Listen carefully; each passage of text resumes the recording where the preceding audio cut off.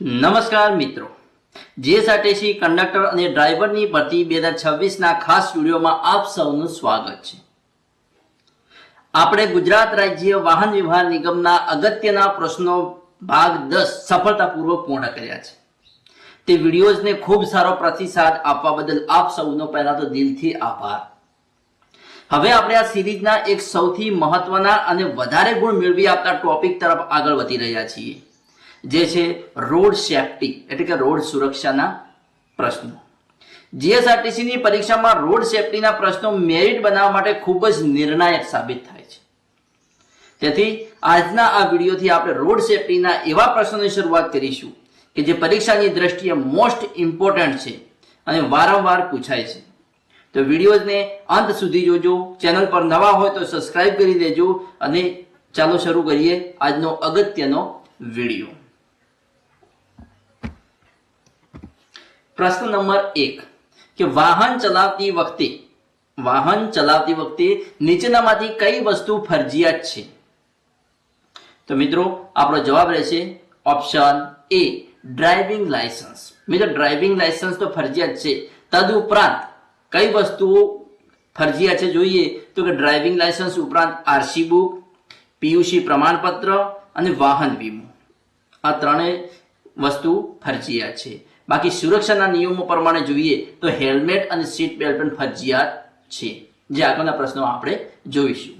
જોઈએ પ્રશ્ન નંબર 2 કે ટુ વ્હીલર એટલે કે મોટરસાઇકલ અને સ્કૂટર ચલાવતી વખતે શું પહેરવું કાયદાકીય રીતે ફરજિયાત છે?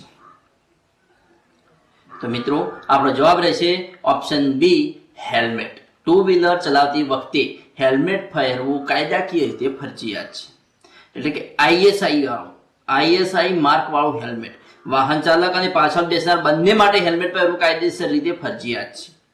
અને પ્લસ બીજું છે કે બૂટ પણ પહેરવા ફરજિયાત છે। મોટર વ્હીકલ એક્ટ મુજબ ગિયરવાળી બાઇક ચલાવતી વખતે ચંપલ કે સેન્ડલ પહેરવા પર પ્રતિબંધ છે અને ફૂટવેર એટલે કે બૂટ પહેરવા ફરજિયાત છે। જોઈએ આગળનો પ્રશ્ન નંબર 3 ફોર વ્હીલર એટલે કે ચાર વ્હીલર વાહનમાં એટલે કે 4 ટાયર વાહનમાં ડ્રાઈવર અને બાજુમાં બેઠેલા મુસાફરે શું બાંધવું અનિવાર્ય છે? આપણા આગળના પ્રશ્નોમાં મિત્રો આપણે જાણી ગયા, તે પ્રમાણે આપણો જવાબ રહેશે option A seat belt. 4 wheeler એટલે કે 4 વ્હીલર વાહનમાં ડ્રાઈવર અને બાજુમાં બેઠેલા મુસાફરે સીટ બેલ્ટ બાંધવો અનિવાર્ય છે। આ ડ્રાઈવર અને તેની બાજુની સીટ પર બેઠેલા મુસાફરો સીટ બેલ્ટ બાંધવો કાયદાકીય રીતે અનિવાર્ય છે અને આ નિયમનું ઉલ્લંઘન કરવા બદલ ટ્રાફિક પોલીસ દ્વારા દંડ થઈ શકે છે અને સુરક્ષાની દ્રષ્ટિએ પણ તે અત્યંત મહત્વપૂર્ણ છે। જોઈએ આગળનો પ્રશ્ન નંબર 4 રસ્તા પર દોરેલી સળંગ સફેદ રેખા શું સૂચવે છે? રસ્તા પર દોરેલી સળંગ જે સફેદ રેખા હોય છે તે શું સૂચવે છે? તો મિત્રો આપણો જવાબ છે ઓપ્શન બી લેન બદલવી મનાય છે। રસ્તા પર દોરેલી સળંગ જે સફેદ લાઈન હોય છે તે શું દર્શાવે છે કે લેન બદલવીને મનાય છે।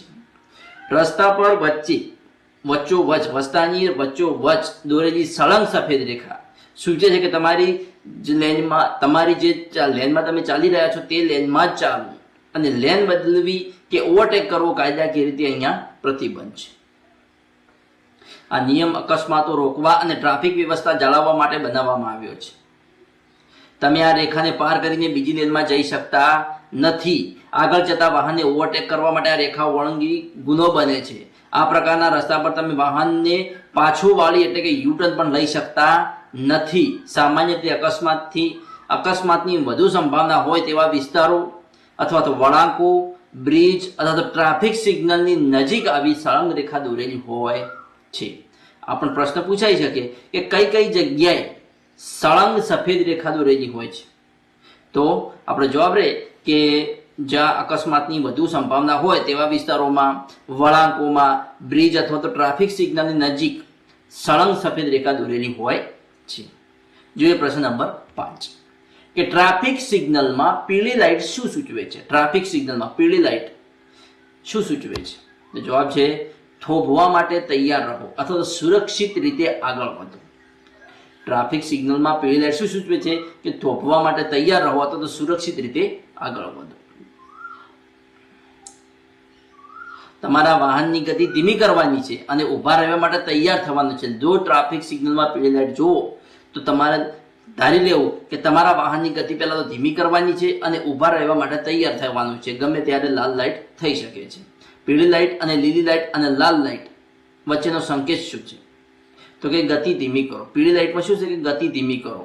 સિગ્નલ ક્રોસ ક્યારે કરવું એ આપણે જોડીએ તો કે ગતિ ધીમી કરવાનું પહેલા તો કે જો તમે સિગ્નલથી દૂર હો અને પીળી લાઇટ થાય તો વાહનની સ્પીડ ઘટાડીને સ્ટોપ લાઇન પહેલા વાહન ઊભું રાખી દેવું જોઈએ. જો તમારું વાહન સિગ્નલ અથવા ઝેબ્રા ક્રોસિંગની ખૂબ જ નજીક આવી ગયું હોય અને અચાનક બ્રેક મારવાથી પાછળના વાહન સાથે અકસ્માત થવાનો ડર હોય તો જ તમે સાવચેતીપૂર્વક સિગ્નલ પસાર કરી શકો છો. ઘણા લોકો પીળી લાઇટ જોઈને વાહનની સ્પીડ વધારી દે છે, જે કાયદા વિરુદ્ધ છે મિત્રો. તે ના કરવું જોઈએ અને તેનાથી મોટો અકસ્માત પણ થઈ શકે છે. જોઈએ આગળ પ્રશ્ન નંબર 6. રસ્તા પર દોરેલી તૂટક સફેદ રેખા. તૂટક સફેદ રેખા શું સૂચવે છે? બ્રોકન વ્હાઇટ લાઇન શું સૂચવે છે? તો મિત્રો આપણો જવાબ રહેશે ઓપ્શન બી. જો સુરક્ષિત હોય તો તમે લેન બદલી કે ઓવરટેક કરી શકો છો. જે તૂટક રેખા, સફેદ રેખા જે તૂટક હોય છે તે દર્શાવે છે. રસ્તા પર દોરેલી તૂટક સફેદ રેખા એટલે કે બ્રોકન વ્હાઇટ લાઇન એ સૂચવે છે કે તમે સાવચેતીપૂર્વક લેન બદલી શકો છો અથવા તો આગળ વાહનને ઓવરટેક પણ કરી શકો છો. આ રેખા સળંગ સફેદ રેખા કરતાં બિલકુલ ઉલટો સંકેત આપે છે અને ડ્રાઈવરોને રસ્તા પર ચોક્કસ છૂટછાટ પણ આપે છે. જો આગળનું વાહન ધીમું હોય તો તમે પાછળથી આવતા વાહનને જોઈને સાવચેતીપૂર્વક તેને ઓવરટેક કરી શકો છો. તમે તમારા વાહનની લેન બદલી શકો છો, પરંતુ તે માટે ઇન્ડિકેટરનો ઉપયોગ કરવો જરૂરી છે. જો રસ્તા પર અન્ય કોઈ પ્રતિબંધ સાઇન બોર્ડ ન હોય તો તમે અહીંથી યુટર્ન પણ લઈ શકો છો. સામાન્ય રીતે આ રેખા એવા હાઈવે કે રસ્તાઓ પર હોય છે. સામાન્ય રીતે આ રેખા એવા હાઈવે કે રસ્તા પર હોય છે જ્યાં લાંબો સીધો રસ્તો હોય અને સામેથી આવતું વાહન સ્પષ્ટ જોઈ શકાતું હોય. જોઈએ નેક્સ્ટ પ્રશ્ન નંબર 7 કે રાહદારીઓ માટે રસ્તો ઓળંગવા માટે કઈ જગ્યા નક્કી કરેલી હોય છે? તો આપણો જવાબ રહેશે ઓપ્શન એ, ઝીબ્રા ક્રોસિંગ. રાહદારીઓ માટે રસ્તો ઓળંગવા માટે ઝીબ્રા ક્રોસિંગ નક્કી કરેલી જગ્યા છે. રસ્તા પર દોરેલા કાળા અને સફેદ પટ્ટાઓને કારણે તેને ઝીબ્રા ક્રોસિંગ કહેવામાં આવે છે.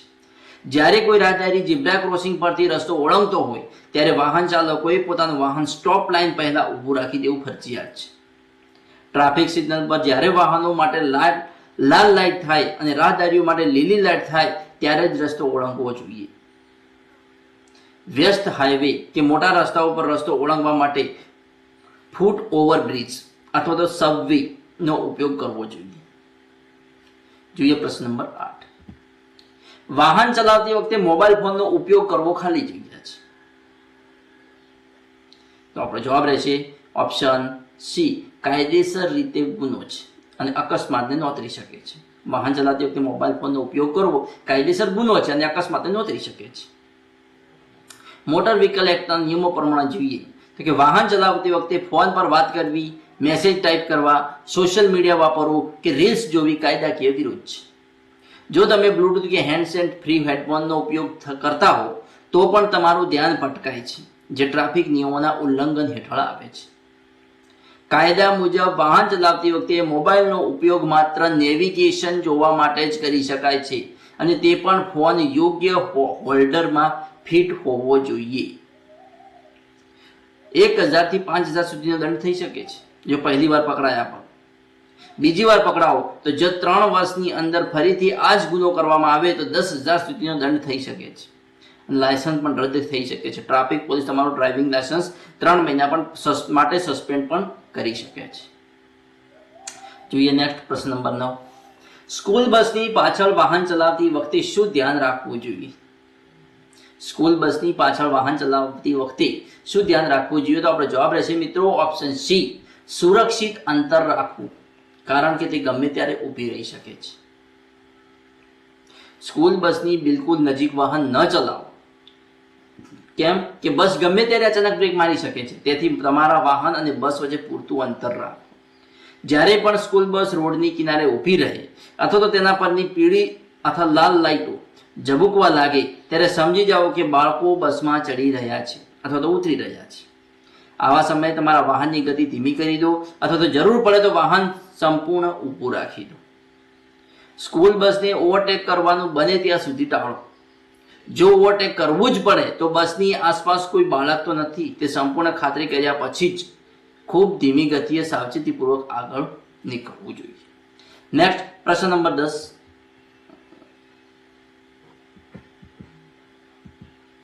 એમ્બ્યુલન્સ અથવા તો ફાયર બ્રિગેડ જેવા કટોકટીના વાહનોને જોઈને તમારે શું કરવું જોઈએ?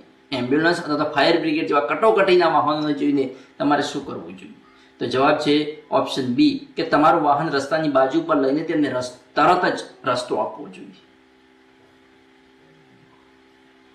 એમ્બ્યુલન્સ અથવા તો ફાયર બ્રિગેડ જેવા કટોકટીના વાહનોને રસ્તા પર જોઈને તમારે તરત જ તમારું વાહન રસ્તાની ડાબી બાજુ દબાવીને તેમને આગળ નીકળવાનો રસ્તો આપવો જોઈએ. આ વાહનો કોઈનો જીવ બચાવવા કે મોટી હોનારત રોકવા જઈ રહ્યા હોય છે, તેથી તેમને રસ્તો આપવો એ આપણી નૈતિક અને કાયદાકીય ફરજ છે.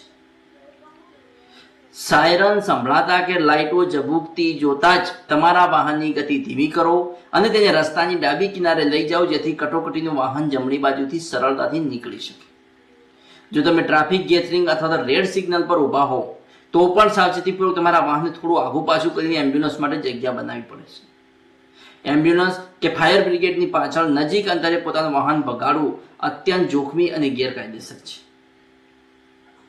તો મિત્રો, આ હતા આજના ટોપ 10 રોડ સેફટીના પ્રશ્નો. નેક્સ્ટ આવા રોડ સેફટીના પ્રશ્નો જોવા ચેનલને સબસ્ક્રાઇબ કરવાનું અને તમારા મિત્રો સાથે લિંક શેર કરવાનું ના ભૂલતા. Thanks for watching my video.